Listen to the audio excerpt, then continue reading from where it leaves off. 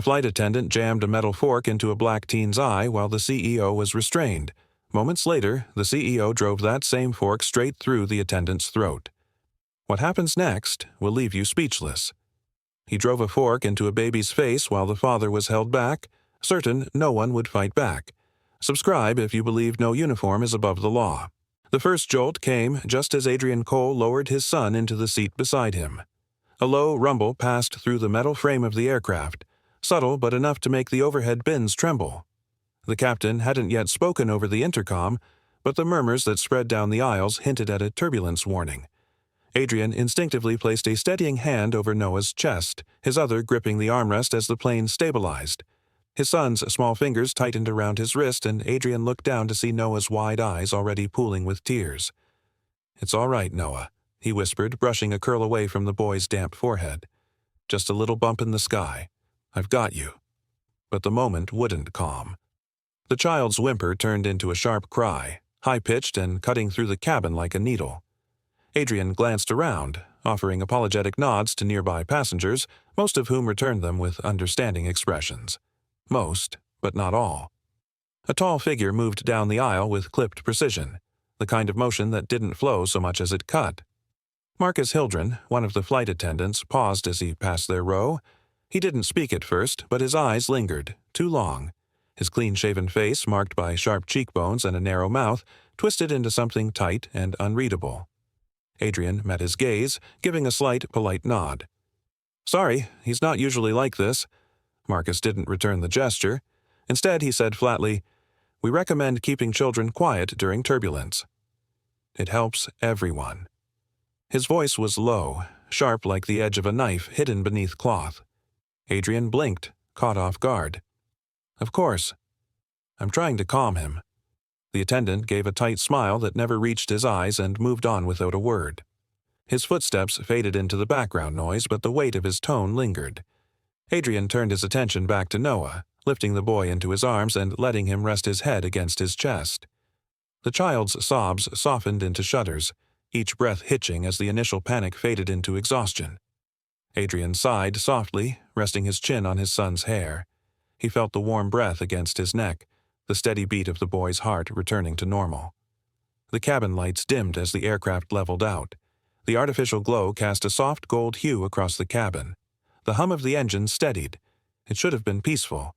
And yet Adrian couldn't shake the feeling of pressure, not just from the flight but from everything waiting on the ground. Contracts, investors. The board meeting in Lenton Harbor would determine the future of Vanos Technologies. Every document on his laptop held weight. Every signature he collected, or failed to, would ripple across the company's stock. But none of that mattered right now. Not more than Noah, not more than the way Marcus Hildren had looked at them like they were intruders. "Try to sleep, bud," Adrian whispered, gently rocking the boy. "We'll be there soon." He leaned his head back against the seat, shutting his eyes, though his mind kept replaying Marcus's stare. It wasn't just annoyance. It had a colder edge, something deeper, something that clung like frost. Footsteps returned down the aisle. Adrian opened one eye and watched Marcus pause a few rows back, bending to speak to another attendant. His tone was low but tense, his shoulders stiff. The younger man he spoke to, a slender crew member in a navy vest, glanced toward Adrian's row, then quickly looked away. Adrian sat up straighter. Something about the exchange bothered him. He was used to tension in boardrooms. The unspoken power plays behind polite smiles, and he recognized now that he was the target of one such tension here. A man in a business suit across the aisle caught Adrian's glance and raised an eyebrow as if to say, "What was that about?" Adrian gave a small shrug and returned his gaze to Noah. He didn't want to read too much into it. Air travel came with stress. People snapped. But Marcus's tone, his manner, the way he kept glancing over, it felt personal. And not just to him. There was something about Noah's crying, something about their presence that seemed to ignite the man's quiet resentment. Adrian's thoughts wandered to how many times he'd flown unnoticed, how many times people smiled at him, served him, pretended deference, and how few knew what he had clawed through to build his company from scratch. But now, here, without suits or status to shield him, he was just another man with a crying child. And to someone like Marcus, that seemed unforgivable. He reached down for the cabin blanket and pressed the call button. Moments later, Marcus reappeared. "Yes?" The word was curt. "My son's still a bit shaken." "Could we get an extra blanket?" Adrian asked, his voice even. Without responding, Marcus pulled a blanket from the overhead compartment and tossed it across the seat, not even looking at the child it was meant to comfort. The fabric slapped softly against Adrian's arm. Adrian blinked. "Thank you," he said pointedly. Marcus walked away without another word. This time the businessman across the aisle spoke, his voice quiet but firm. "He's intense." Adrian nodded slowly, folding the blanket over Noah. "Something's off." The engine hum carried on, but the air around them grew heavier. Even Noah, though calm now, seemed to sense it. He stirred in Adrian's arms, whimpering again. Adrian shushed him gently, rocking back and forth. A small bump of turbulence rolled under them, not enough to cause alarm, but enough for Adrian's attention to snap back toward the front of the cabin. Marcus stood near the galley, arms crossed, eyes watching them again. Adrian turned his body slightly, shielding Noah from view. Behind him, a baby began to cry 2 rows back, yet no attendant snapped at that family. No glares, no tension, just them. He whispered again, more to himself than to his son. "All right, we'll get through this. Almost there," but the feeling wouldn't leave. Not the stares, not the murmurs, not the sense that something beneath the surface had started to shift. Adrian glanced again toward the galley. Marcus was gone. He looked down the aisle, across rows of peaceful passengers. Still gone. That was the moment he knew, deep in his gut, that the turbulence ahead wouldn't come from the sky. The calm, before the storm, was thinner than anyone realized. Adrian reached up to press the call button, keeping one hand gently on Noah's back as the boy whimpered in his lap. The cabin was dim now, bathed in the soft blue overhead lights, casting long shadows across the rows of weary travelers. Moments earlier, Noah had finally calmed down, his small arms wrapped tightly around his father's chest, his breathing shallow but steady. Adrian didn't want to disturb the fragile quiet, but the cabin was cold, and his son's shoulders had started to tremble again. He needed a blanket, just one small act of comfort. Footsteps approached, firm and deliberate. Marcus Hildren appeared beside their row, his tall frame leaning forward slightly, his mouth pressed into a thin line. Without a word, he yanked the overhead compartment open and retrieved a folded airline blanket. Then, with a sharp motion, he tossed it downward, unceremoniously without eye contact, landing it awkwardly across Adrian's lap. "Here," Marcus muttered, barely above a whisper, his tone laced with something darker than fatigue.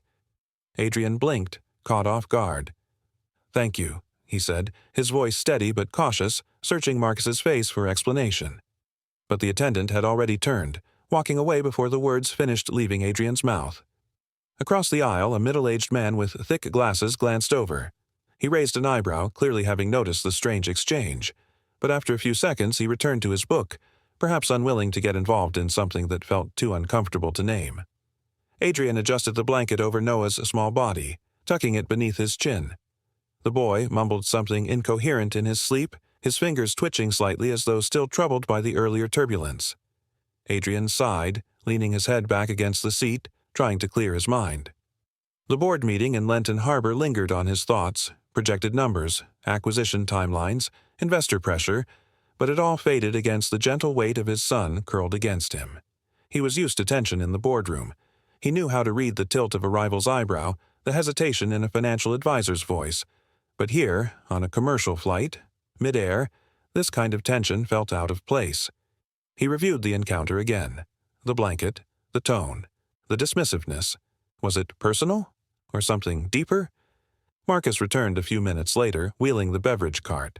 His posture stiffened as he reached Adrian's row. "Anything to drink?" he asked mechanically, not even bothering to meet Adrian's eyes. "A warm cup of milk for my son, if that's possible," Adrian replied calmly. "We don't serve milk like that," Marcus snapped before Adrian could finish, already reaching for a bottle of cold water instead. He cracked the seal and dropped it on the tray table with a quiet thud. "I see," Adrian said, masking his disappointment. He took the water and nodded, still trying to maintain civility. But the edge in Marcus's voice lingered like smoke in the air, impossible to ignore. As Marcus moved on, Adrian turned slightly and scanned the other passengers. Most were dozing off or watching screens, oblivious to the exchange, but something gnawed at Adrian's instincts. The way Marcus moved, the sharpness in his gestures, the speed with which he dismissed any request. It was more than bad service. It felt deliberate. 15 minutes passed, and Marcus returned. This time he leaned over the row in front of Adrian, adjusting something needlessly on the seat back, and muttered under his breath again, barely audible, but not pleasant. Adrian narrowed his eyes. "Is there a problem?" he asked, careful to keep his voice low so as not to disturb Noah. Marcus straightened slowly, turning just enough to show a faint smirk. "No problem. Just doing my job." The tone was wrong, sarcastic, biting. Adrian's jaw tensed. He looked past Marcus to the back of the cabin where another flight attendant, shorter, younger, stood watching quietly. Their eyes met for a brief moment, but the younger man quickly looked away. Adrian leaned back again, holding Noah close, and tried to settle the growing unease.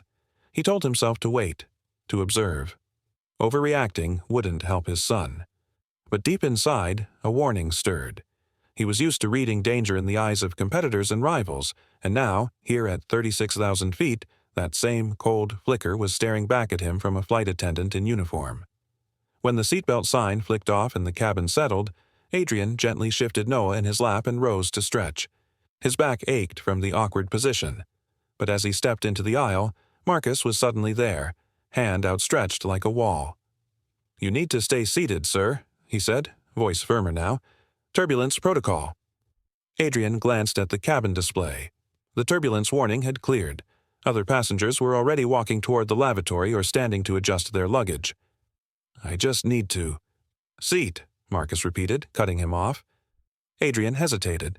The passengers around them started to notice now. A few turned their heads, confused by the exchange. "I understand safety," Adrian said quietly, "but I see others moving freely." Marcus took a small step closer. His tone dropped into something colder. "Is that going to be a problem?" For a long second, the two men locked eyes. Adrian's pulse ticked upward, not out of fear, but recognition. This wasn't about airline policy. This wasn't about turbulence or procedure. This was about control, about power. Adrian exhaled slowly, suppressing the urge to respond. Instead, he returned to his seat, gently repositioning Noah and tucking the blanket back around him. The boy stirred in his sleep, sensing something unsettled. Across the aisle, the man with the glasses was watching again, longer this time. But still, he said nothing. Adrian sat still, staring ahead, mind racing. There was no doubt now. This wasn't a misunderstanding. This was targeted. He glanced toward the back again, seeking the younger attendant, but he had disappeared behind the curtain. The cabin lights flickered slightly, and a new round of turbulence rattled the overhead bins. Noah shifted again, murmuring in discomfort. Adrian's hand found his son's, squeezing gently. Whatever was happening here, it wasn't over. It was only beginning. Not all storms roar with thunder. Some whisper in low voices before they strike. The turbulence hit with a shudder, jolting trays and making the overhead bins groan. Noah's cries pierced through the already tense atmosphere, louder than before, shrill with fear. Adrian tightened his hold around the boy, his voice low and soothing. "It's okay, Noah. Just a little bump. We're all right." But the words felt hollow even to his own ears. He glanced toward the aisle, searching for help. The lights flickered briefly.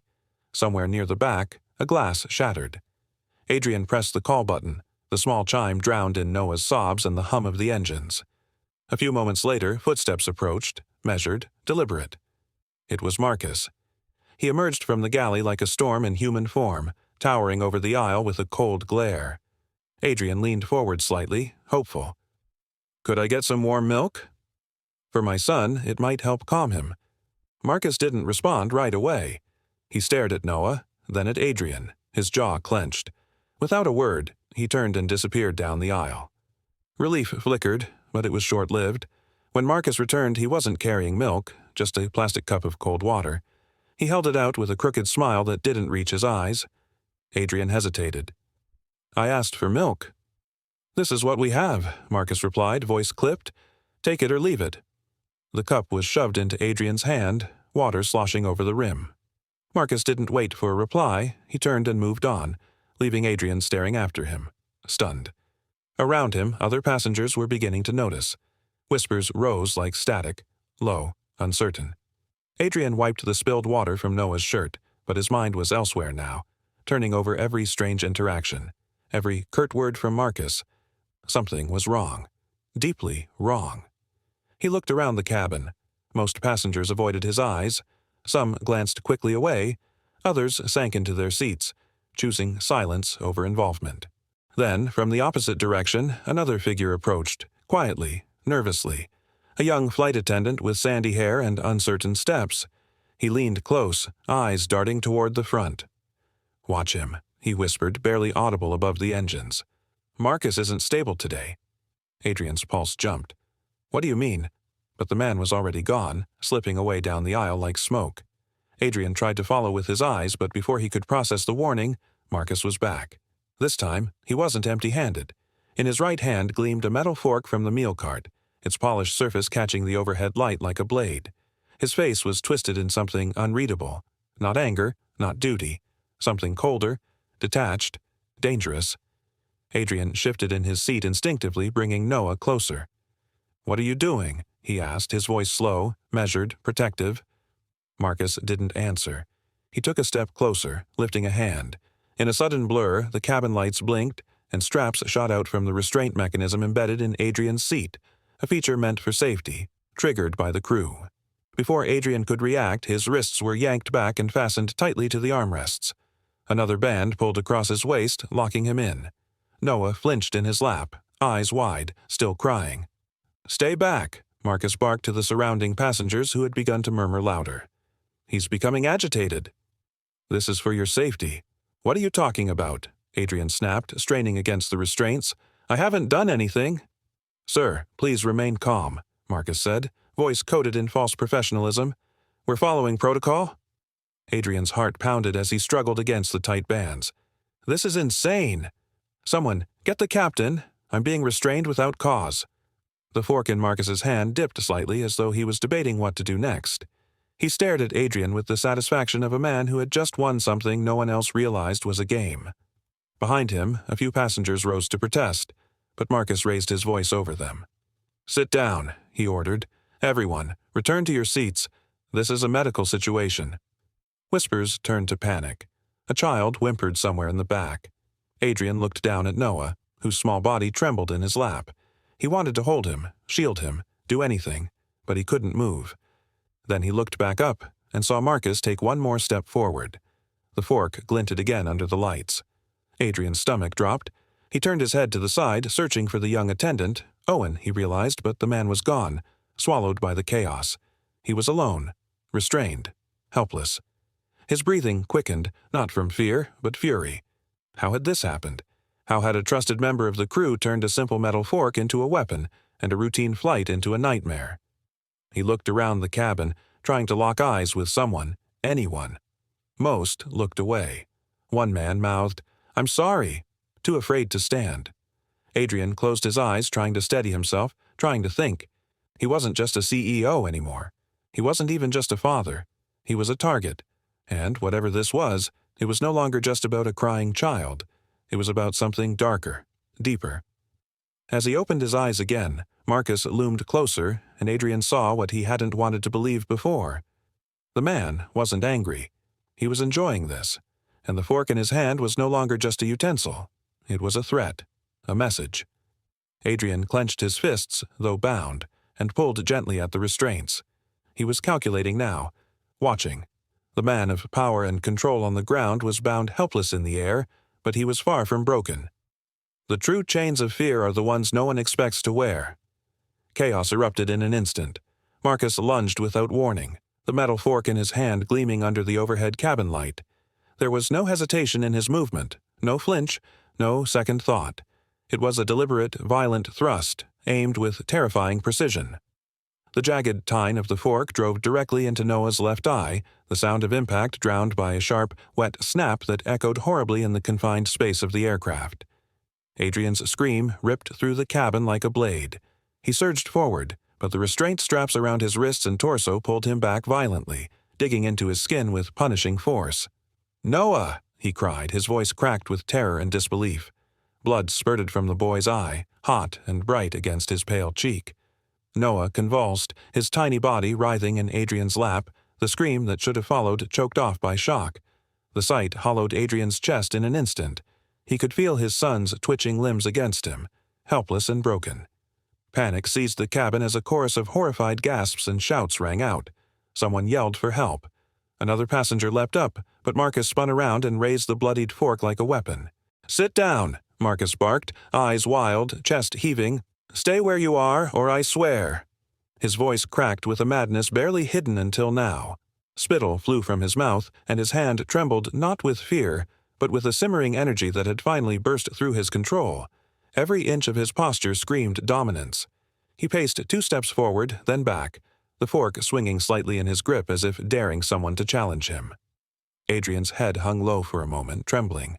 His eyes locked on Noah, his boy, curled in agony, a stream of blood staining the front of his small shirt. The fork still jutted grotesquely from his eye socket, quivering with every shallow breath. Adrian's mind screamed, but his body was frozen, bound, humiliated. He raised his head slowly, jaw clenched so tight it ached. "You did this," he whispered, eyes locked on Marcus with a fury that turned cold and razor-sharp. "You hurt my son." Marcus turned to him, his mouth twisting into a smirk that didn't match the situation. "He should have learned to be quiet. Maybe next time you'll remember who's in charge up here." That line snapped something deep within Adrian. The pilot's voice cracked through the speakers, shaky and rushed. "We are initiating emergency landing protocol. Please remain seated and calm. Medical responders will be waiting upon arrival."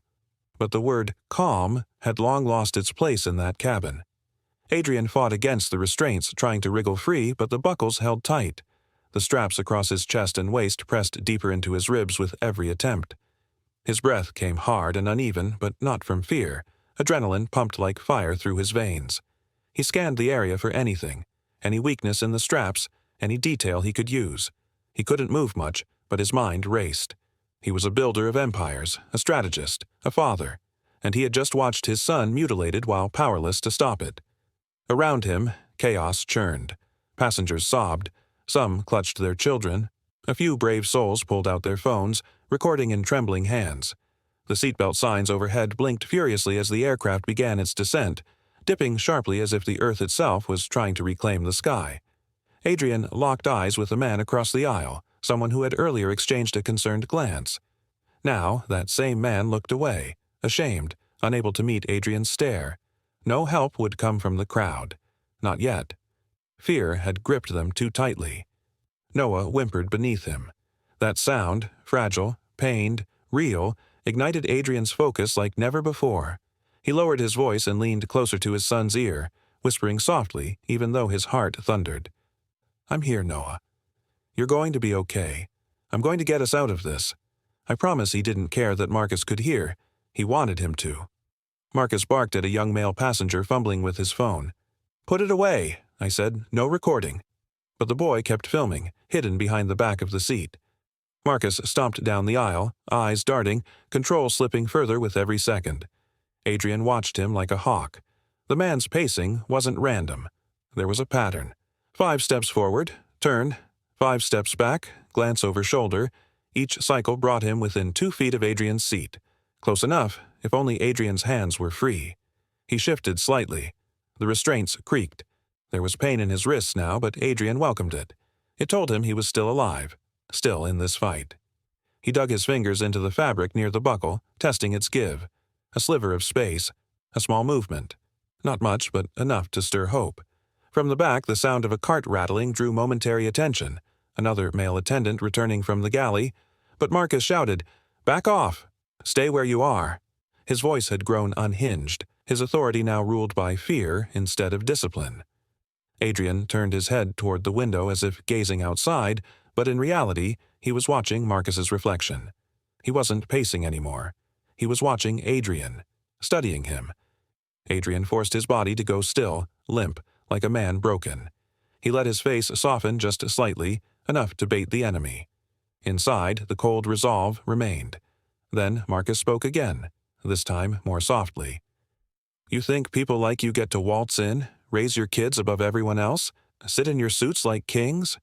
I've watched men like you all my life." Adrian stared back, voice flat. "Then you never really looked." The lights flickered again as the plane began to level, preparing for final approach. But the pressure inside the cabin was nothing compared to the one boiling in Adrian's chest. He leaned his head against the seat and closed his eyes, not in surrender, but in calculation. He would wait, he would watch, he would strike. The line between victim and avenger had already begun to blur. Marcus stalked the aisle like a predator, the bloodied fork clenched in his hand, glinting under the dim cabin lights. His uniform was stained, his breathing shallow and erratic. The low hum of the aircraft blended with the scattered sobs of frightened passengers, but for Adrian Cole, the sound of Noah's weakening cries drowned everything else. His son's small frame lay cradled against his chest, trembling uncontrollably. The bandage someone had hurriedly pressed to the boy's eye was already soaked, red blooming through the white like a spreading wound across Adrian's heart. "Stay back!" Marcus barked, turning sharply as a man in a gray hoodie tried to step into the aisle. He swung the fork wildly, and the passenger recoiled with raised hands, retreating into his seat. Marcus's lips curled into a smirk, his eyes flashing with something unhinged. "Nobody moves unless I say so." Adrian's jaw clenched. Each second stretched, slow and agonizing like watching a storm crawl toward the shore. He could feel the pressure of the seatbelt digging into his hips, the roughness of the restraints biting into his wrists. But he wasn't frozen. His eyes scanned constantly, Marcus's pacing pattern, the give in the restraints, the way his right wrist cuff didn't seem as tight as it had been. His mind, once buried in corporate strategies and quarterly numbers, now focused solely on escape and defense. Every tick of the second hand fueled a fire he couldn't extinguish. Noah let out a soft whimper, one so fragile that it twisted Adrian's insides. He leaned closer, pressing his lips to the boy's ear. "We're going to get out of this," Adrian whispered, voice shaking with both fury and reassurance. "I swear to you, I will get you out." Across the aisle, the younger attendant, Owen, emerged again with a tray. He moved slowly, eyes lowered, playing the part of a frightened crew member, but as he passed Adrian's row, his gaze flicked up for the briefest second. It was a glance packed with meaning, warning, hope, and readiness. Adrian caught it. A plan, fragile and dangerous, began to form. Marcus spun suddenly, slamming a hand against an overhead bin as the plane jolted from fresh turbulence. Passengers gasped, clutching armrests and seatbacks. The lights above flickered. "Everyone stay in your seats," Marcus shouted again, louder now. "We're still in control." Adrian doubted even Marcus believed that anymore. With one hand gently shielding Noah, Adrian began flexing his right wrist, testing the restraint. There, it moved. Slightly, barely, but enough. He worked at it in small, deliberate jerks, pausing each time Marcus glanced his way. His skin burned from the friction, but he didn't stop. A few rows back, an older man whispered, "This has gone too far." "Don't," another passenger hissed. "He'll snap." Marcus turned his attention toward the cockpit for a moment, muttering to himself. Adrian seized the brief window to look across the aisle again. Owen was still moving forward, closer to the front of the plane. Adrian noticed the subtle tremor in the young man's hand as he adjusted his grip on the tray. Courage and fear walked side by side in Owen's every step. The pilot's voice came over the speaker, rough and filled with strain. "Ladies and gentlemen, we are beginning our emergency descent. Please remain calm and seated. Emergency personnel are waiting on the ground." Marcus laughed under his breath. "Emergency personnel won't be needed for long," he muttered, his voice low and bitter. Adrian's eyes narrowed. Every breath he took was heavier now, filled with a cold, calculated rage. The seatbelt's tension had loosened just slightly during the last round of turbulence. He leaned into it, pushing, twisting his waist with slow, careful movements to test the latch. He had to be ready. He had to time it perfectly. Owen reached the front, turned, and began coming back down the opposite aisle. As he neared Marcus again, his hand trembled slightly, just enough to drop a glass from the tray. The crash of shattering glass was sharp, sudden, and perfect. Marcus flinched, spinning toward the noise. Adrian didn't waste the moment. With one hard tug, his right wrist slipped free. Blood rushed to his hand as sensation returned in a wave of fire. He gritted his teeth and flexed the fingers, tucking the freed limb beneath Noah's blanket before Marcus could turn back. Owen dropped to his knees, pretending to clean the shards. I'm sorry," he stammered, keeping his head low. Marcus snarled, stepping around him. "Clean it up." Fast Adrian's heart thundered in his chest. One hand free, the other still bound. A child clinging to his chest. A man with a weapon 10 feet away. Every factor mattered. Every second counted. Marcus turned again, his eyes sweeping the cabin. They landed on Adrian and narrowed. "You," Marcus said darkly, stepping closer. "Still think you're above all this? Still think your money and your name will save you?" Adrian didn't blink. His voice was calm, ice-cold and deliberate. "You think you've won," he said slowly, "but you've already lost." The words cut through the cabin like a blade. Marcus froze, his lips twitching with disbelief. Then fury replaced confusion. He stormed toward Adrian, the bloodied fork raised high. Passengers gasped, some reaching out helplessly, others crying out. Adrian's hand shot upward. He caught Marcus's wrist in a crushing grip. The shock on Marcus's face was instant. "What?" Adrian rose with a snarl, driving upward with all his strength. The fork clattered to the floor, spinning under a seat. Marcus struck out with his elbow, catching Adrian in the shoulder, but Adrian didn't let go. His knee drove into Marcus's ribs, twisting him into the nearby seats. The cabin erupted in shouts and scrambling bodies. Some passengers ducked, others cheered, their fear erupting into desperate hope. The balance had shifted. But just as Adrian forced Marcus sideways, pinning him hard against a seat, something gleamed in Marcus's other hand, a flash of silver. Adrian's eyes widened. The blade. Marcus had drawn a hidden knife from his pocket, small but deadly. The weapon glinted under the dim light as Marcus hissed, "Let go, or I'll finish what I started." Adrian's blood ran colder than steel. This fight wasn't over. Not yet. When fury sharpens into strategy, the tables begin to tilt. The plane rocked violently as it prepared for descent, jolting trays, trembling windows, and twisting stomachs. A chorus of frightened gasps rose across the cabin. Overhead lights flickered briefly before stabilizing, casting long shadows over the strained faces of the passengers. In the middle of it all, Marcus stood firm, his grip on the bloodied metal fork tightening until his knuckles turned pale. Sweat streamed down his temple, clinging to the sharp lines of his face. His eyes scanned the rows like a predator surveying wounded prey. Ignoring the cries of frightened passengers, his focus locked like a hunter whose trap was already set. Adrian Cole sat rigid in his seat, his heart thudding like a war drum against his chest. The restraints bit into his wrists and torso, binding him to a chair that now felt more like a prison than a seat. Noah whimpered in his lap, his trembling body the only thing shielding Adrian's hands from view. Pain and fury boiled beneath Adrian's composed expression, but he forced his breathing to slow, drawing deep, steadying breaths through flared nostrils. He had been studying the restraints for what felt like an eternity, eyes flickering to every rivet, every screw, every slight give in the material. That's when he noticed it. The buckle on his right wrist was looser than the left, a possible oversight in Marcus's hurried frenzy. Adrian tested it carefully, his fingers curling just enough to feel the edge of the slack. He pulled gently, each movement hidden beneath the cover of Noah's trembling form. Sweat pooled at the base of his neck, not from fear, but from pure concentration. Every second felt like a lifetime. Across the aisle, passengers stared with wide eyes, some filming discreetly, others frozen in place. No one dared speak, no one dared move, not while Marcus remained on edge. Down the aisle came Owen, the younger flight attendant. His hands clutched a silver tray bearing plastic cups and a forced look of duty, but his eyes betrayed his intention. As he passed Adrian's row, their eyes met for the briefest moment, just long enough for a message to be shared without words. Adrian gave the slightest nod, barely perceptible, but Owen caught it. The tray wobbled slightly in his hands. Marcus turned sharply, glaring at the cabin. "No sudden movements," he barked. "Everyone stays seated." No heroes. His voice sliced through the air like a whip, and the cabin fell silent again.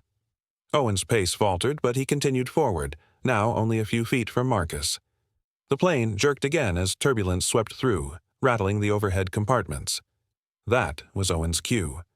With a sudden and dramatic lurch, he staggered to the side and the tray tipped forward.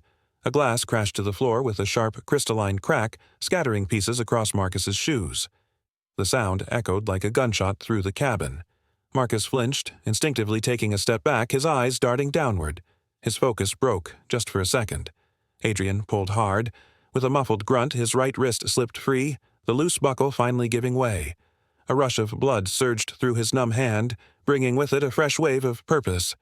He flexed his fingers slowly beneath Noah's blanket, careful not to move too quickly, careful not to reveal the advantage he now held. Owen scrambled to the ground, hurriedly gathering the shards, his hands shaking. "I'm sorry," he muttered, loud enough for Marcus to hear but subtle enough to carry a second meaning to Adrian. Marcus's eyes narrowed suspiciously. "Watch it," he snapped, backing away from the mess and stepping over the scattered glass. His gaze traveled slowly up, locking again with Adrian's. Adrian sat still, his free hand hidden under the blanket, his eyes calm but unblinking.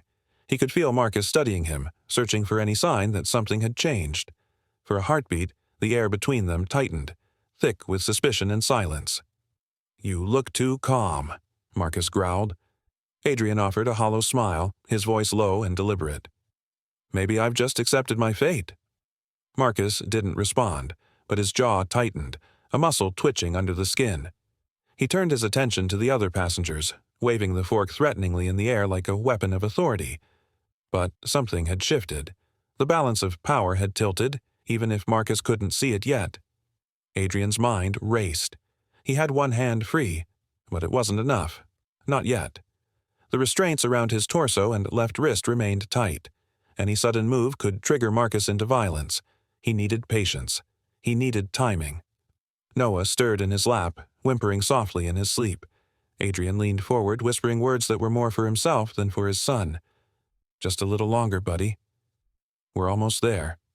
The cabin trembled once more as the plane dipped lower, the wheels nearing the runway. Passengers clutched armrests, their eyes darting between the cockpit and the aisle where Marcus still roamed. Every breath was shallow, every moment stretched thin. Marcus turned again, his eyes scanning the rows with the same coiled menace. But behind the menace was something new, paranoia. He sensed the shift, though he couldn't name it. He walked slower now, glancing back more often, the fork clutched tighter in his grip. Adrian sat quietly, his hand steady beneath the blanket, every nerve focused, every muscle waiting for the next opening. He knew the moment was coming. The predator had a crack in his armor, and this time, the prey was watching him through the narrowest slit of opportunity. The first crack in the predator's armor had already formed. Marcus snarled at the mess on the floor and kicked the glass shards aside, his boot scraping against the metal with a harsh screech. "Get it cleaned," he barked, his voice sharp and cutting. Owen flinched at the order and immediately dropped to his knees, fumbling to gather the broken pieces with a cocktail napkin that barely held together. His hands trembled, his movements jerky and frantic, not from clumsiness, but fear. Every muscle in his body screamed to flee, but he remained, stealing a glance at Adrian as if searching for a signal. Adrian sat still, his breathing measured, but inside, his mind raced. His right wrist was already free beneath Noah's blanket, the blood in his fingers flowing fast and hot as adrenaline surged. He had moments, seconds at best. The broken glass had done more than create a mess. It had bought him the sliver of time he needed, but time was only useful if he made it count. "You think you've won," Adrian said, his voice rising over the steady hum of the engines and murmurs of fear, "but you've already lost." The words struck like a spark in dry tinder. Marcus stiffened, his back going rigid as the insult seared into his pride. For a heartbeat, he didn't move, didn't breathe. Then he turned, his face twisted into a mask of fury. The fork in his hand caught the cabin lights, casting flashes along the walls as he raised it like a weapon. "You want to die a hero," Marcus hissed as he stormed down the aisle. "Then let's see how far that gets you." Gasps erupted from nearby passengers, some reaching out in vain to stop him, others frozen in their seats with wide eyes and hands clasped over their mouths. The aisle seemed to narrow as Marcus approached, each footstep heavier than the last. Adrian's timing had to be perfect. As Marcus raised the fork, Adrian's right hand shot out from under the blanket, his fingers locking around Marcus's wrist like iron. Marcus's eyes widened, stunned to find resistance where he expected helplessness. In an instant, the calm shattered. The two men collided with a violent force that sent the fork clattering to the ground, bouncing once before landing inches from Noah's dangling foot. Adrian twisted Marcus's arm using the element of surprise to shift the momentum. But Marcus was strong, his frame wiry but coiled with rage. He shoved his knee into Adrian's chest, driving the air from his lungs. Adrian grunted but didn't yield. He rolled with the force, pivoting toward the seats, slamming Marcus's back into the armrests. Chairs groaned and snapped under the pressure as the struggle spread across the row. One passenger screamed, shielding her head, while another shouted for someone to do something. Adrian's vision tunneled. He could hear Noah crying behind him, feel his son's warm weight pressing into his leg. The pain in his ribs didn't matter. The chaos around him didn't matter. What mattered was keeping Marcus from getting back to the fork, or worse. For a brief moment, Adrian pinned Marcus's shoulder against the seat back, his knee jammed into the man's ribs. Marcus growled through gritted teeth, spittle flying as he twisted beneath Adrian's weight. But then, with a sudden flick of his free hand, he pulled something from his pocket. Adrian saw the glint too late. A blade, short and narrow, flashed in Marcus's grasp. The lights overhead flickered again as turbulence rocked the plane, and for a second, everything tilted. Marcus slashed wildly, the blade missing Adrian's throat by inches. The CEO jerked back, barely dodging, the edge grazing his shoulder and slicing through fabric. Passengers screamed louder now, some ducking beneath their trays, others filming with shaking hands. A voice from the back shouted, "He's got a knife!" Adrian tried to wrest it from Marcus's grip, but the man fought like an animal, eyes wide with madness, his grin twisted and hateful. Adrian's fingers slipped against the slick metal, his shoulder burning where the knife had caught him. He was stronger, but Marcus was desperate. Then, out of nowhere, a blur came crashing into them from the rear of the cabin. It was Lionel, the heavyset man who had sat silently through most of the flight. He moved like a wrecking ball, hurling his body into Marcus with a grunt. The force of the impact knocked the flight attendant sideways, his head slamming against the edge of a seat with a dull thud. The blade flew from his hand, spinning once before embedding into the side panel of the wall, quivering from the force. Adrian collapsed forward, gasping for air as Lionel held Marcus down. The man thrashed wildly beneath him, but the fight was rapidly draining from his limbs. Adrian didn't hesitate.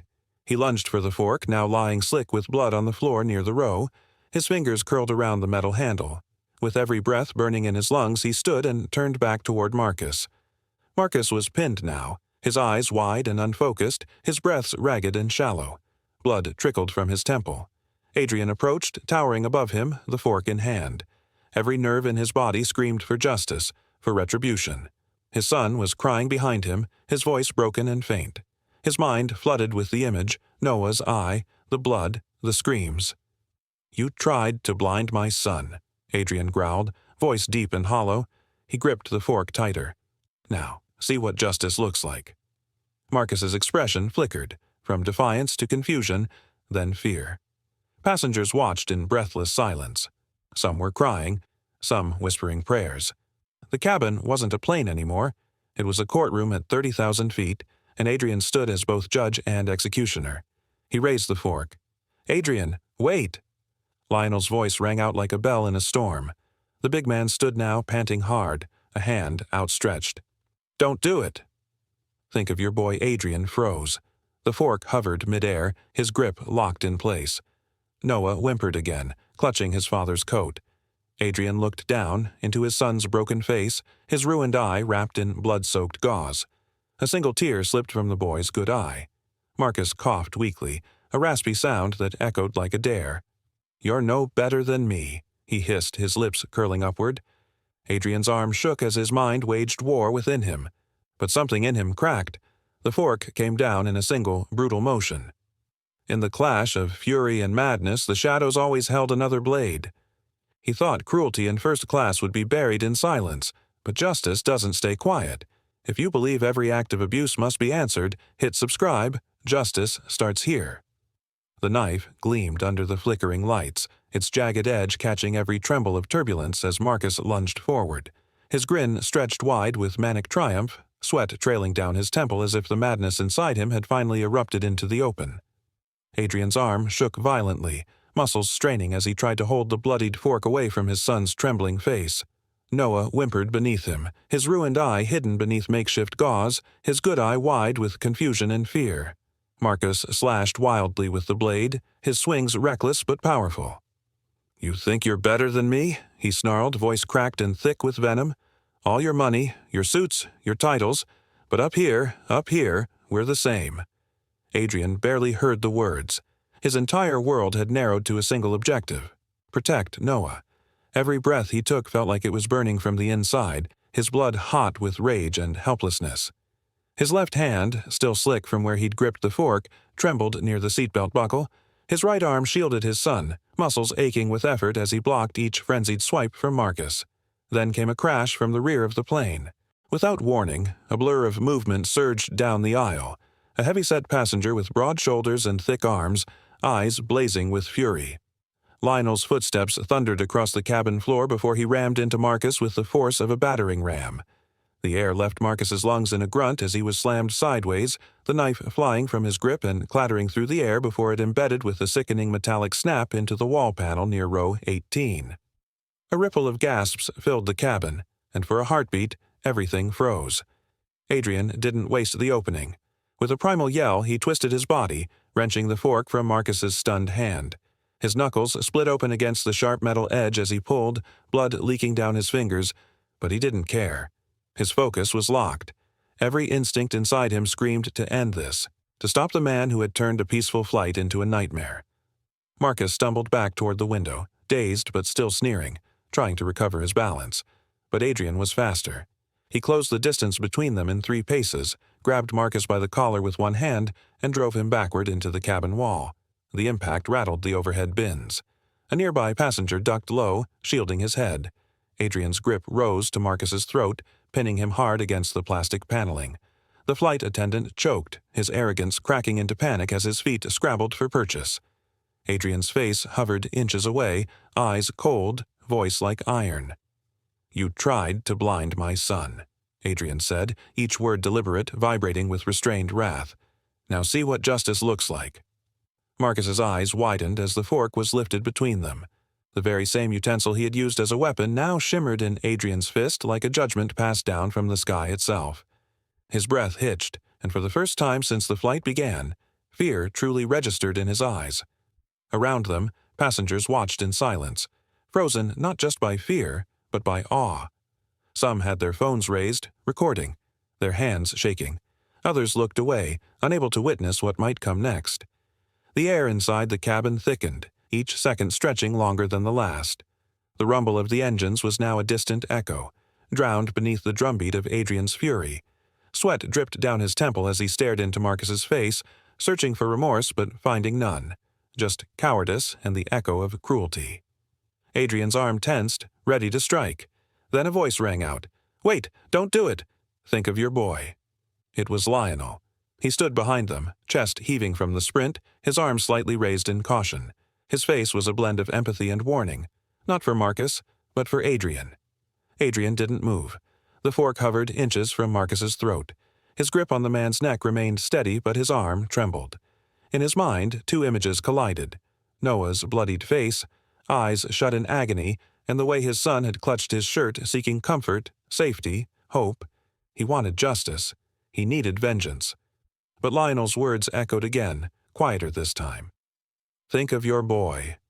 Marcus coughed beneath his grip, still daring to speak. "You're no better than me," he hissed, spitting blood between his teeth. And that was it. The fragile pause shattered. Adrian's arm drove forward with brutal force. The fork plunged into Marcus's throat, the prongs piercing deep through muscle and windpipe. A spray of blood burst outward, dotting Adrian's arm and the window beside them.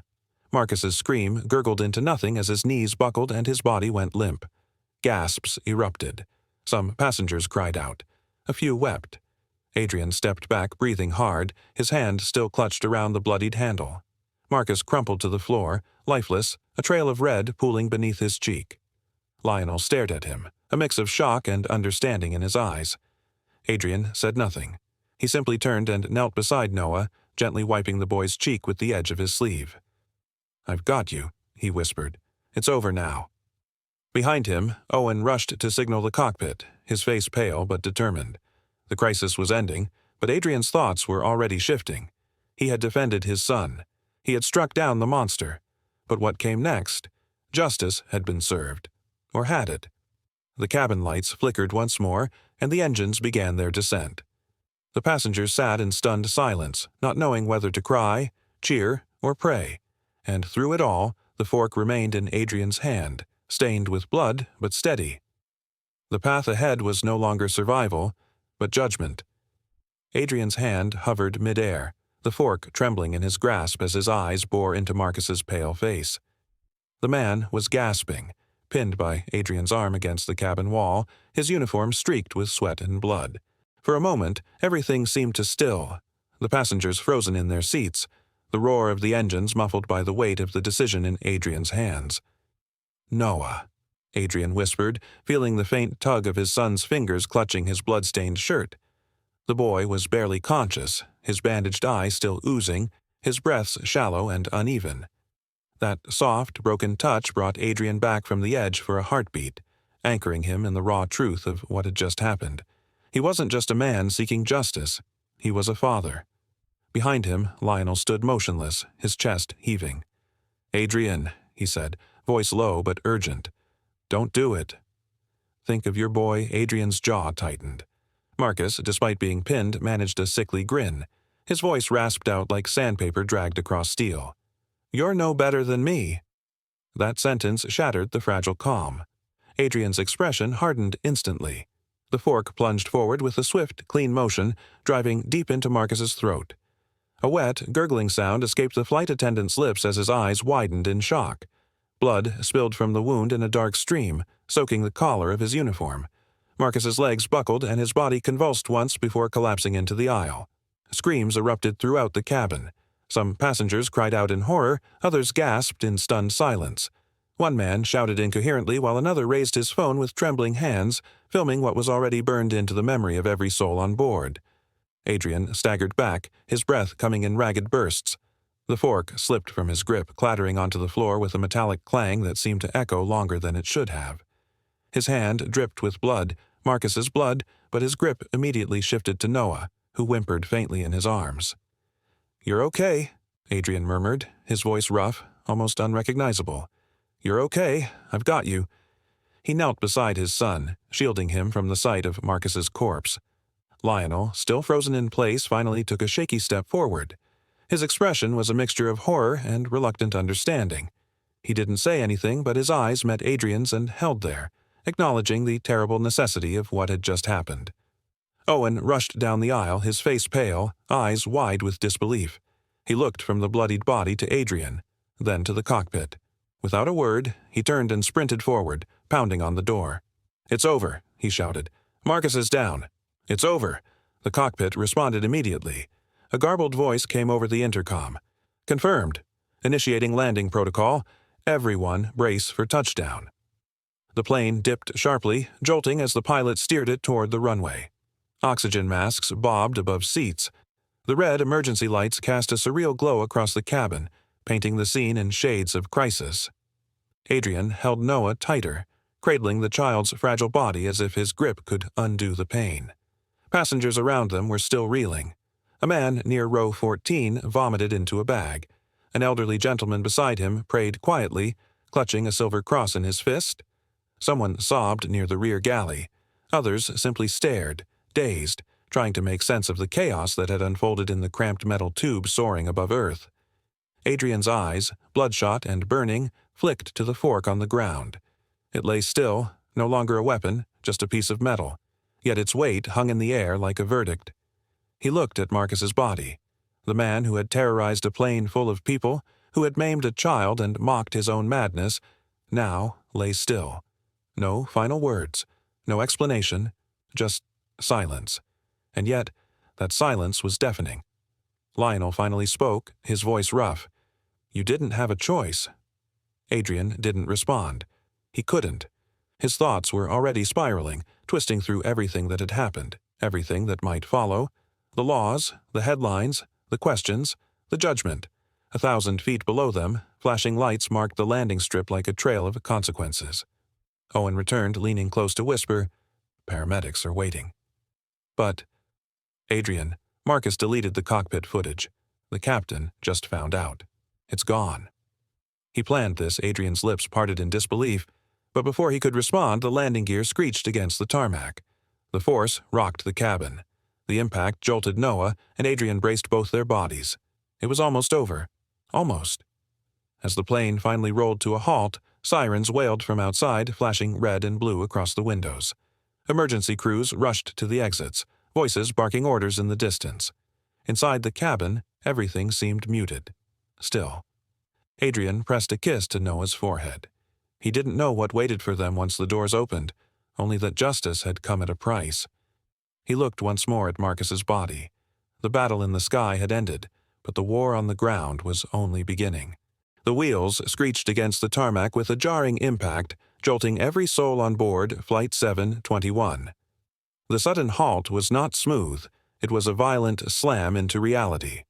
The aircraft shook under the strain as sirens wailed from outside, a chaotic chorus of flashing red and blue slicing through the windows. Within seconds, emergency vehicles surrounded the plane, and the jet bridge hadn't even been attached before paramedics stormed aboard. Inside the cabin, the scene was frozen in a fragile stillness, broken only by the soft, pained whimpers of Noah Cole. His small frame lay limp in Adrian's lap, swaddled in a torn blanket and smeared with dried blood. One of his eyes was wrapped in a hastily applied bandage, soaked through with red, the fabric trembling as his chest rose and fell in shallow breaths. Adrian held him tightly, his arms curled protectively, refusing to release his grip even as uniformed medics reached for the boy. "You have to let us take him," one of the paramedics urged, his voice firm but not unkind. His gloved hands hovered inches from the child, waiting for permission. "Sir, please. He needs care now." Adrian's eyes, bloodshot and blazing, didn't move from his son's face. His jaw clenched as he shook his head slightly. "I'll come with him," he said, voice cracked but steady. "Don't take him from me." Before the medic could reply, a new presence filled the aisle, police officers in dark uniforms, their footsteps sharp against the floor. They didn't hesitate. Their eyes landed immediately on Adrian, and what they saw wasn't a father shielding his wounded son, but a man with a bloodied fork in his right hand and a corpse at his feet. Marcus Hildren's lifeless body lay awkwardly twisted across the narrow aisle, his uniform soaked in crimson, his expression frozen in surprise and fear. "Step away from the child. Drop the weapon," one officer barked, drawing his sidearm instinctively. Adrian didn't flinch. He slowly lowered the fork to the floor, letting it clatter softly beside his foot. His free hand gently cradled Noah's head. "I'm not the one you should fear," Adrian said quietly, the weight of grief anchoring each word. "He tried to kill my son. He tried to kill all of us." The officers didn't lower their weapons. Behind them, voices erupted, passengers rising from their seats, some shouting in Adrian's defense, others murmuring nervously about what they had witnessed. It was chaos, threaded with confusion. The truth, so clear to those who had lived it, now warped in the hands of uncertainty. "He saved us!" someone yelled. "No, he snapped," another voice argued. He stabbed the guy." Owen, the younger flight attendant, stepped forward, pale and visibly shaken but determined. "That's not what happened," he said, holding his ID up as if to legitimize his words. "Marcus lost control. He attacked the child. Mr. Cole was protecting his son. Let us handle this," one officer snapped, brushing Owen aside. Another officer knelt beside Marcus's body, glancing at the pool of blood, then up at Adrian. "He's dead." "You killed him." Adrian opened his mouth to speak, but the words caught in his throat. There was no denying it. He had killed Marcus. He had done it in rage, in defense, in desperation. But none of that mattered now. Not in this moment, not in the eyes of officers who hadn't seen what came before. The senior officer glanced at the captain who had just emerged from the cockpit, sweat on his brow. "We need your flight logs," the officer demanded. The captain handed over a device wordlessly, but Owen stepped forward again, urgency in his voice. "Marcus erased parts of the log," he said. "He did it during the flight. He covered his tracks." The officer scrolled through the captain's tablet. His eyes narrowed. "There are gaps," he muttered. "This timeline makes no sense." Adrian felt the cold drop into his stomach. This was it, the turning of the tide, the moment when truth would be bent, reshaped by doubt. The man who had built an empire through order and integrity was now cast as the villain in a story manipulated by the very man he had stopped. "I need you to stand up." "Now," the officer said. Adrian didn't move. "My son." "We'll take care of him," the paramedic insisted again. "But you need to stand up." Adrian kissed Noah's forehead gently, whispering something inaudible. Then he slowly, carefully handed him over, watching the boy disappear down the aisle in a blur of red lights and white coats. 2 officers moved in, gripping Adrian by the arms. His wrists were yanked behind his back and cold metal clicked into place. The handcuffs bit into his skin, and yet he didn't struggle. His eyes remained locked on the retreating form of his son, who whimpered once before the paramedics vanished through the cabin door. "I didn't start this," Adrian muttered under his breath as the officers pulled him toward the exit.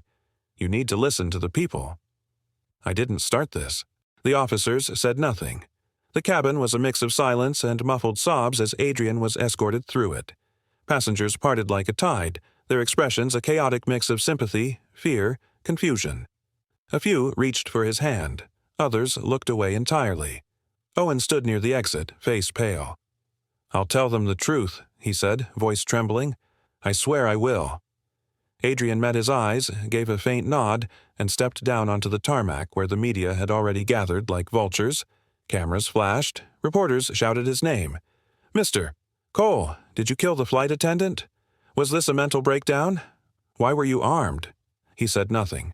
The world was already running with its own version of the truth, and he had no breath left to chase it. Inside the ambulance, Noah cried out faintly, a call that pierced deeper than any headline could. And as Adrian was dragged toward the terminal under the floodlights of suspicion and spectacle, the truth twisted and warped with every flashing camera and whispered theory. The world below would twist justice into something unrecognizable. Adrian stumbled down the metal steps of the aircraft, his wrists bound tightly in cold steel cuffs. The scent of jet fuel mixed with sweat and blood clung to his clothes, his once pristine shirt now soaked with the crimson marks of violence, his son's and Marcus's alike. Floodlights flared across the tarmac, slicing through the night like interrogation beams. Emergency crews surged forward, but it wasn't him they ran to.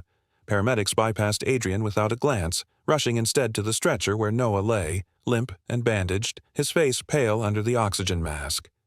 The boy's tiny chest rose and fell in shallow motions, and Adrian's breath caught in his throat.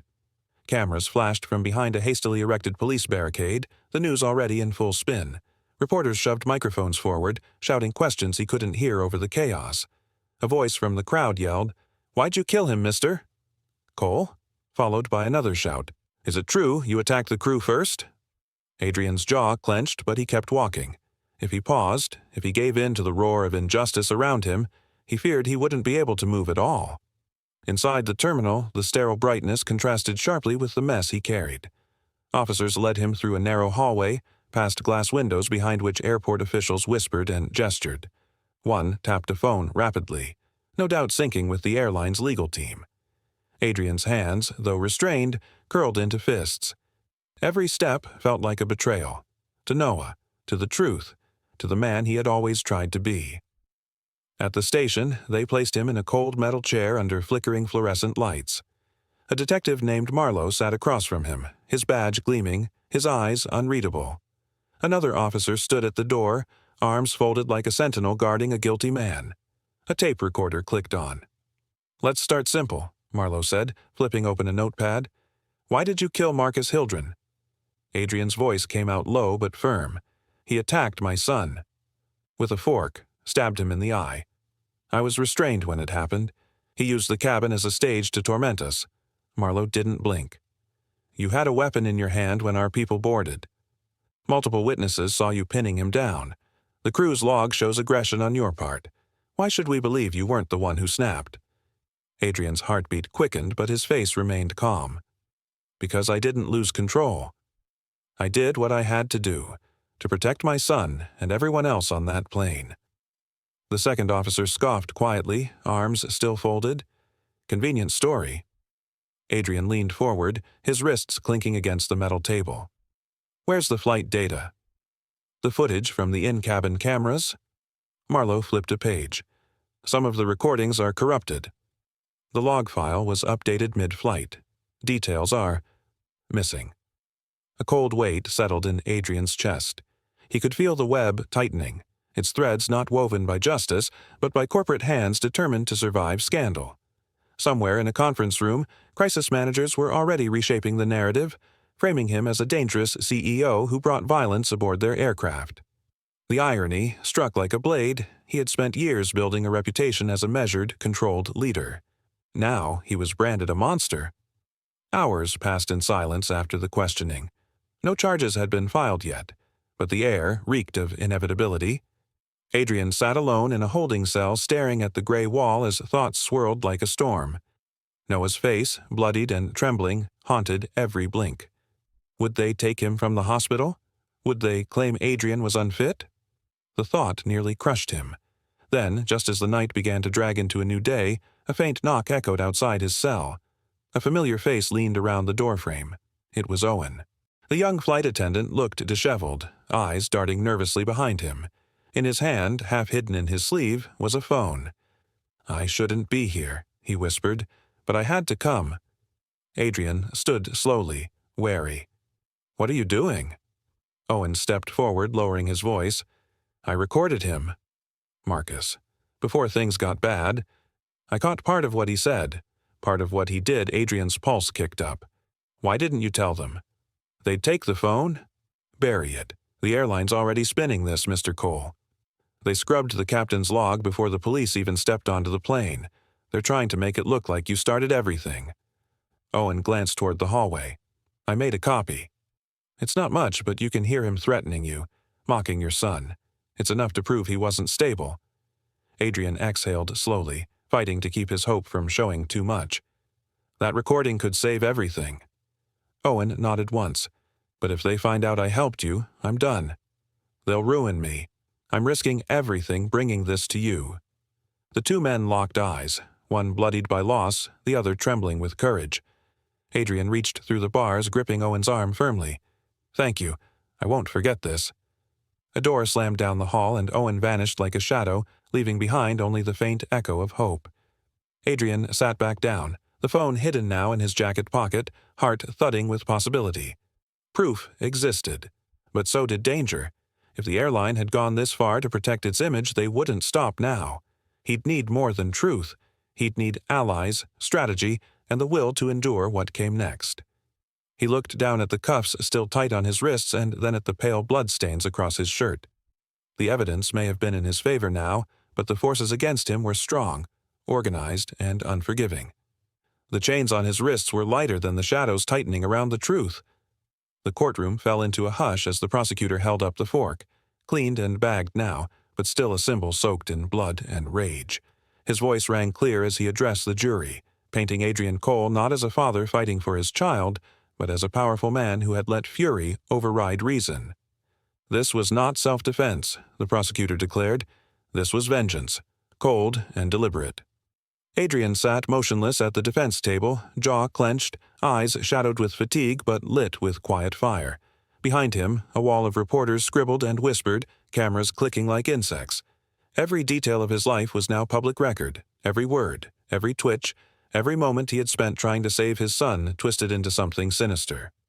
The defense attorney rose. His voice was calm, measured. "Adrian Cole is not a murderer," he said, turning slowly to face the jury. "He is a father. A restrained man. A man who watched a flight attendant ram a metal fork into his child's eye and was bound and powerless to stop it." He gestured toward Adrian, then toward the gallery where Noah's presence was felt like a ghost. Though the boy was not in court that day, his absence screamed louder than any testimony. A few jurors shifted uncomfortably, caught in the contrast between the legal narrative and the silent ache of a father's grief. But the prosecution was relentless. They played only fragments of the flight footage, darkened frames, muffled audio, unclear angles. The images showed chaos but little clarity, and Marcus Hildren, the dead flight attendant, was never seen striking Noah directly. "This is what we have," the prosecutor said with a shrug, "and it tells a different story." Dramatic irony thickened like a storm cloud. Adrian, who had once controlled boardrooms and negotiated billion-dollar deals, now sat stripped of power, his truth reduced to shadows behind doctored evidence. Owen, the young flight attendant, took the stand next. His hands trembled as he adjusted the microphone. "Marcus, he wasn't right that day," Owen said, his voice barely above a whisper. He snapped. I saw it in his eyes. He wasn't just angry, he was dangerous." The prosecutor pressed him hard, challenging his loyalty and memory.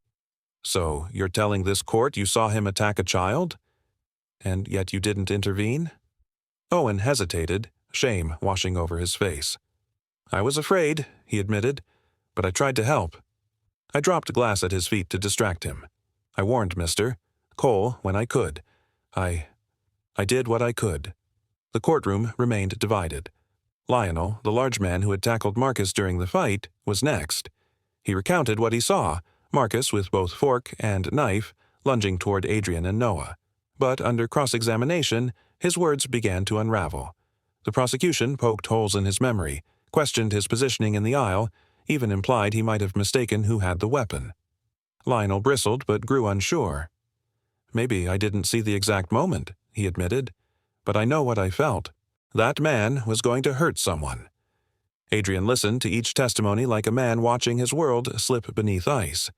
He wanted to stand, to shout the truth, but he had learned too well that outbursts would only feed the narrative built against him. Instead, he sat still, eyes fixed on the jury, hoping they could see what the edited videos could not. He didn't know how much longer he could hold on. Then came the moment that shifted everything. A courier entered the courtroom just as the court was preparing to adjourn for the day. He handed a thick manila envelope to Adrian's lawyer. The judge frowned. "What is this?" The attorney opened it slowly, revealing a USB drive and a letter with no signature. His eyes widened. He stood at once. "Your Honor," he said, his voice suddenly tight, "we have new evidence. Unedited footage. From the flight. We request permission to present it immediately." The judge, visibly surprised, called a brief recess before allowing the footage to be reviewed and authenticated. The court returned after 30 minutes, and the lights dimmed. The screen flickered to life. This time, there was no distortion, no edits. The footage began mid-flight, showing Marcus Hildren pacing the aisle with increasing agitation. His eyes locked on Adrian. Then came the moment that had been buried. Marcus restraining Adrian. Not with airline protocol, but with aggression. Then, clear as day, Marcus raising the fork, stepping forward, and jamming it into the left eye of the child cradled in his father's arms. The courtroom gasped. Some covered their mouths. A juror wept silently. The screams from the cabin echoed through the speakers, raw and undeniable. The footage continued to show the chaos, the passengers begging for help, the struggle that followed. And, finally, the retaliation. The lights came back on, but the silence remained. Adrian sat still, as if carved from stone. His lawyer leaned toward him and whispered, "We've got them now." But Adrian didn't respond.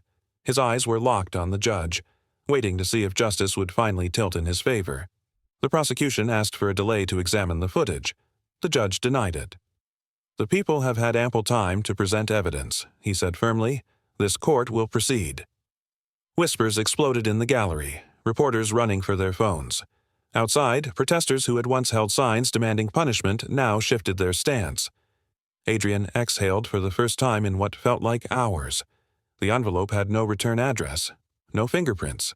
The sender was a mystery, but the contents were salvation. Somewhere in the shadows, someone had believed in the truth.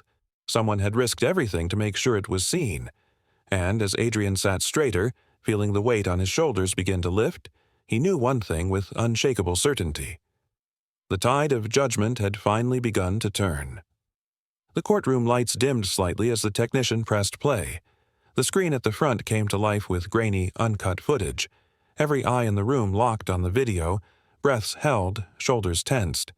A deep, static-laced hum echoed before the visuals sharpened. Marcus Hildren's shadow loomed over a restrained Adrian Cole, his voice dripping with malice. Then, in slow, horrifying motion, the metal fork plunged toward young Noah's eye. Gasps erupted from the gallery. The prosecution's table froze, their composure draining with each second of footage. Adrian didn't flinch as he watched it again. He had already replayed that moment 1,000 times in his mind. But this time, the world was watching too. The jury leaned forward, faces rigid with disbelief. Some looked away as Noah's scream cut through the room like broken glass. The judge's knuckles whitened as he gripped the armrest of his bench. On screen, Marcus snarled something inaudible, the fork now stained with blood, as chaos engulfed the cabin. Adrian sat still, his hands folded tightly in his lap, his jaw clenched. He could feel every tremor in his chest, but he kept his posture straight, letting the evidence speak louder than any argument ever could. At the defense table, Adrian's lawyer, Martin Graves, stood slowly. His voice carried through the stunned silence. "Ladies and gentlemen, this is what they wanted to bury. This is the truth." He turned toward the jury. "This footage was not part of the official report.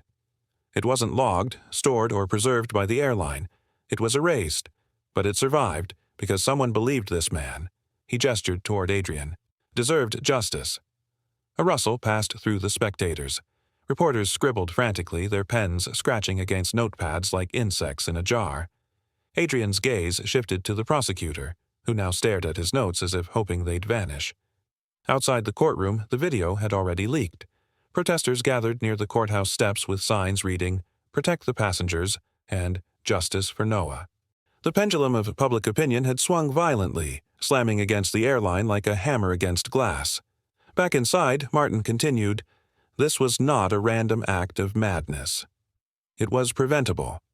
Executives at Norlight Air had received multiple complaints about flight attendant Marcus Hildren, and yet they kept him in uniform.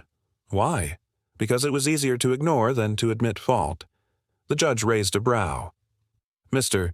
Graves, are you suggesting corporate knowledge of Hildren's instability?" "I'm not suggesting, Your Honor," Martin said calmly. "I'm stating it. We have the emails." He turned back to the evidence table and picked up a manila folder. Inside were printed screenshots. Internal communications leaked anonymously just days prior. As he passed copies to the court, his voice grew heavier. These were sent between Norlight Air executives 3 weeks before the flight. They discussed Marcus's behavior. Words like temperamental, erratic, and even a PR risk were used, but the conclusion, "Keep him on the roster until after the quarterly report." Murmurs echoed across the room. Adrian closed his eyes for a moment. The weight of vindication did not feel light. It was heavy, earned, costly. The judge pounded his gavel lightly. "Order." When the noise subsided, Martin added, "They didn't just fail to act. They conspired to suppress. They framed my client by tampering with flight logs, deleting cabin footage, and silencing witnesses." The last words hung in the air like fog. Then the door at the back of the courtroom opened. All eyes turned. A tall man in a pilot's uniform stepped forward, removing his hat with trembling fingers. His name was Captain Edgar Murren, once silent, now willing to speak. His face looked aged, not by years, but by burden. He walked slowly to the witness stand. The judge tilted his head. "Captain Murren, you've already declined to testify." "Has that changed?" Edgar nodded. "Yes, Your Honor. I can't stay quiet anymore." Adrian's pulse quickened. Martin stood frozen for half a second before motioning toward the witness. "Permission to call Captain Murren for sworn testimony?" "Granted," the judge replied. As Edgar raised his right hand, the bailiff approached. "Do you swear to tell the truth, the whole truth, and nothing but the truth?" "I do." Martin stepped forward. "Captain, why now?" The captain looked directly at the jury. "Because I was ordered not to speak." After the incident, Norlight's legal team told me the narrative was set, that Adrian Cole was a volatile threat. They handed me a script, said if I didn't follow it, I'd lose my pension, my benefits, everything. His voice cracked, but I saw it all. Marcus wasn't just unstable. He was dangerous. I flagged him in a report 3 days before the flight. No one responded. And after what happened to that boy, I haven't slept. I tried to protect the company, but I can't protect my conscience anymore. The courtroom was still. Adrian blinked hard, the tears held at bay only by sheer force of will. Martin stepped closer. "Did you provide the footage?" Edgar hesitated, then nodded. "I did. I had access to the internal server. I copied the original file before it was deleted. I sent it anonymously. I couldn't sign my name, but I needed the truth to survive." Martin backed away, hands open, voice solemn. No further questions. The prosecution did not cross-examine. Adrian turned to his son. Noah sat beside a nurse at the rear, bandaged and fragile. But he smiled, barely, eyes meeting his father's across the courtroom. Adrian knew this wasn't over. Not truly. The road ahead would demand more of him. More speeches, more investigations, more fights. But something had shifted. The silence that once threatened to bury them had shattered. The airline's foundation now cracked beneath the weight of what it had tried to hide. The lies, the manipulation, the weaponization of narrative, none had survived the light. Adrian sat straighter, no longer a man on trial, but a man on a mission. Justice, when it finally spoke, carried the weight of blood and sacrifice. The verdict came swiftly after the final recess. Adrian sat upright, his fingers interlocked tightly in his lap as the foreman of the jury stood. The courtroom felt unnaturally still, as if the air itself waited to exhale. We, the jury, find the defendant, Adrian Cole, not guilty on all charges. The words crashed into the silence like thunder breaking through clouded skies. For a moment, Adrian didn't move. Then his eyes closed just briefly as he let the weight of the decision settle over him. Relief didn't come with a shout or tears, just a deep, shuddering breath and the knowledge that he had survived something most men could never imagine. Across the courtroom, murmurs broke out, some of support, others of surprise. The prosecutor frowned, lips tight, but he said nothing. Adrian's attorney, a composed man named Bennett Shaw, leaned closer and whispered, "It's over, for now." But Adrian knew better. This wasn't the end. It was only the beginning of something larger. Outside the courthouse, a crowd waited. The media had turned the trial into a national event, painting Adrian in conflicting lights. Some called him a hero, others a dangerous vigilante. Camera flashes lit the stairway as he emerged, flanked by Bennett and 2 security personnel. The reporters surged forward. "Mr. Cole, did you plan to kill the flight attendant? Was this about revenge? Do you regret what you did?" Adrian didn't stop. He kept his eyes forward, jaw clenched, one hand clutching the edge of his coat while the other stayed close to his side, still instinctively protective of where Noah would have been. In the car, the silence was heavy. Finally, Bennett broke it. They offered a final settlement package, significant sum, full confidentiality. Public apology. Adrian looked out the window, watching the courthouse recede behind tinted glass. His voice was quiet but firm. "I don't want their money. I want change." Bennett nodded once, already knowing that answer was coming. The following weeks passed in a blur of press conferences, hospital visits, and legal cleanup. The airline, battered by the verdict and public outcry, released multiple statements. Their public relations team fumbled to regain trust, promising mandatory crew training, revised safety protocols, and emotional wellness checks for flight attendants. But Adrian wasn't interested in apologies spoken through cameras. He stood before a row of microphones at a nonprofit launch event weeks later, wearing a dark gray suit and a deep expression etched with resolve. "There are others who've been hurt, silenced, on airplanes and in places where they were supposed to be safe," Adrian said, his voice even. "Not every story ends in a courtroom. Not every victim survives. My son did. Barely. So I owe it to him and to others to build something that fights back. This foundation is only the beginning." Reporters asked about Noah's condition, and Adrian answered with a calm that betrayed the pain beneath. "He's healing," he said. "His spirit's stronger than any one of us expected." Behind the cameras, his son waited, seated quietly beside a nurse. Noah still wore the bandage over his eye, the damage permanent, the scarring visible. But his small hand reached up when Adrian approached, and that silent connection, father and son, spoke louder than any speech. Inside the Foundation office, a small team worked around the clock compiling cases of airline negligence and abuse. Adrian refused to just lend his name. He was involved daily, reading letters, reviewing security footage, meeting with victims. Each story added another stone to the Foundation's weight, but he carried it without faltering. One afternoon, Bennett entered the office holding a folder. Another case. A young man removed from a flight because he stuttered during a security question. Thought he was a threat? Adrian sighed, taking the folder and flipping it open. "It never ends." "No," Bennett agreed, "but that's why you're here." They both knew this wasn't just about Flight 721 anymore. That battle had ended in the clouds, but its fallout continued to crash down on the world below. At night, Adrian often sat in Noah's room, watching him sleep. The boy had adjusted quicker than expected, his resilience surprising even the doctors. But there were nights when he would flinch in his dreams, whispering his father's name in fear. And every time, Adrian would sit by his bed and gently hold his hand until he calmed. He never told Noah what it cost him. He never described the moment the fork had been in his hand, the choice heavy and irreversible. But the boy seemed to understand anyway, because in his presence, Adrian always felt the weight of judgment and mercy, war and peace, all wrapped inside a single, fragile bond. The airline's penalties were sweeping. Regulatory bodies forced them to pay damages to passengers on Flight 721, implement new crew psychological evaluations, and submit to external audits for the next 5 years. They fought some of it, but the footage, the captain's testimony, and the weight of public anger crushed any resistance.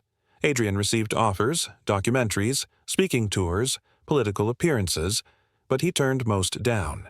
He knew that what he had survived wasn't entertainment and it wasn't politics. It was a reckoning.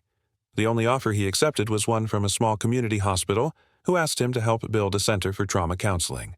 He donated quietly, without ceremony.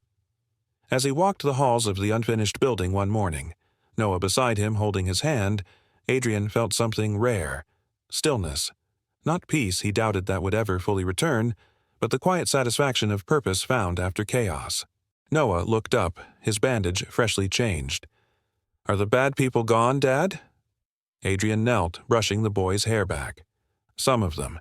Others are still out there, but we're going to make sure they don't hurt anyone else." Noah nodded solemnly, gripping his father's hand tighter. Adrian stood once more at the edge of the tarmac months later, watching a plane lift into the air. This time, he wasn't afraid. The sky, once a symbol of terror, had become a symbol of change. He wasn't the man who had boarded Flight 721. That man had been buried somewhere between takeoff and landing. But the man who stood here now had risen from the wreckage stronger, not just in body, but in spirit. He closed his eyes, listening to the wind whip past, and thought of everything that had led him here. The courtroom, the silence of the jail cell, the scream of his son, the gleam of the fork, the blood, the verdict, and, finally, the promise. The storm in the skies had ended, but the echoes of its thunder would never be forgotten. Moments later, the tables turned. The same fork became the flight attendant's downfall. If you stand for protecting the innocent and demanding accountability, subscribe now. Together, we rise. Disclaimer: the story you just watched is fictional. It explores themes of racism, sadistic cruelty, and violent retaliation against injustice. Its purpose is to raise awareness about systemic discrimination, provoke thought about accountability in positions of authority, and inspire action toward dignity, justice, and reform.